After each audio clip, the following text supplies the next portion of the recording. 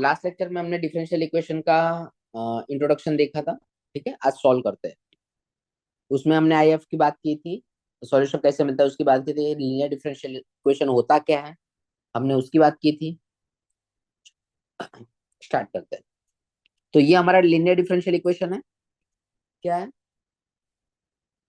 dy by D X minus Y is equal to cos x.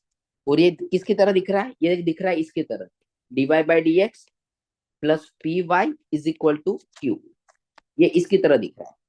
तो obviously मुझे जो P की value मिलेगी वो क्या मिलेगी? -1 एंड क्यू की वैल्यू मिलेगी कॉस एक्स। चलो सबसे पहले हम फाइंड करेंगे integrating factor. So I F is equal to integration of P D X. So I F is equal to integration of P is what? -1, so -1 dx. So if is equal to e raised to minus x. This is integrating factor. Integrating factor में और एक चीज याद रखनी है कि जब भी हम इंटीग्रेशन करते हैं तो इंटीग्रेटिंग फैक्टर में प्लस सी नहीं लगता। ठीक है, हम यहाँ पे प्लस सी नहीं लगाएंगे, ये याद रखना है। चल नाउ सॉल्व करते हैं। y into I F which is equal to integration of q into I F D X. This is our I F, E ratio negative x.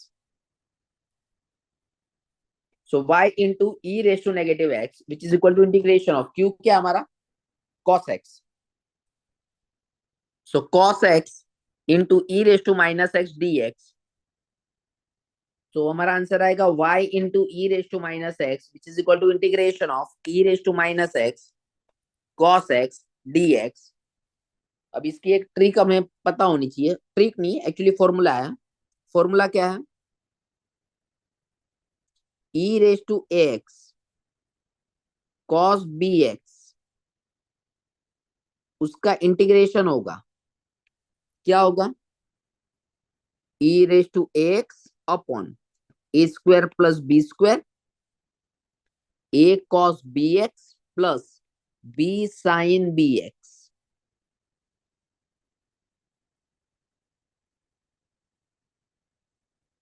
Okay चलो, तो यहाँ पे अगर हम कंसिडर करें तो यहाँ पे ए की वैल्यू -1 है और बी की वैल्यू 1 है। हम इंटीग्रेशन करते हैं तो आंसर क्या मिलेगा मुझे? y into E raise to negative X which is equal to E raise to negative X upon 1+1 minus 1 into cos of X plus 1 into sine of X plus c. So this will be 2. Okay. So we get e raised to x से सबको multiply कर दे तो y is equal to, this will be 1/2 sin x minus cos x plus c e raised to x. This is your answer. ठीक है, सी। Question क्या कह रहा था? क्वेश्चन कह रहा था सॉल्व करना है जनरल सॉल्यूशन। जनरल सॉल्यूशन मतलब उसमें प्लस सी आता है, dy बाई डी एक्स आपको दिया हुआ है। ठीक है, अगर इसको dy by D X plus P Y is equal to Q के साथ कंपेयर किया जाए तो p की वैल्यू -1 होगी, q की वैल्यू होगी cos x। अभी integrating factor is equal to e raise to P D X, p की वैल्यू -1 है तो -1x, 1 का इंटीग्रेशन x होता है तो आई एफ हमारा हो गया e raise to negative x। इसको सॉल्व करते हैं। सॉल्यूशन क्या कह रहा है? y into I F is equal to integration of q into I F D X. q हमारा था cos x, आई एफ हमने फाइंड किया e raise to negative x, इसको हमने आगे पीछे लिखा। अब ये जो है वो किसकी तरह दिख रहा है? इसकी तरह दिख रहा है। ए की वैल्यू होगी -1, बी की वैल्यू होगी 1।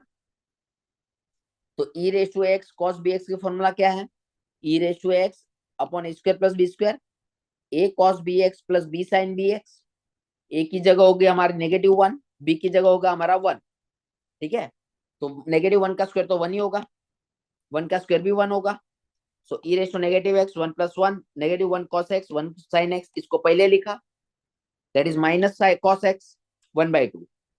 और यहाँ पे ई रेज टू एक्स से मल्टीप्लाई किया, अगर ई रेज टू एक्स से मल्टीप्लाई करो तो माइनस और प्लस कट हो जाएगा, माइनस और प्लस कट हो जाएगा और ये दोनों मल्टीप्लाई में आ जाएंगे। ठीक है, चलो थैंक यू।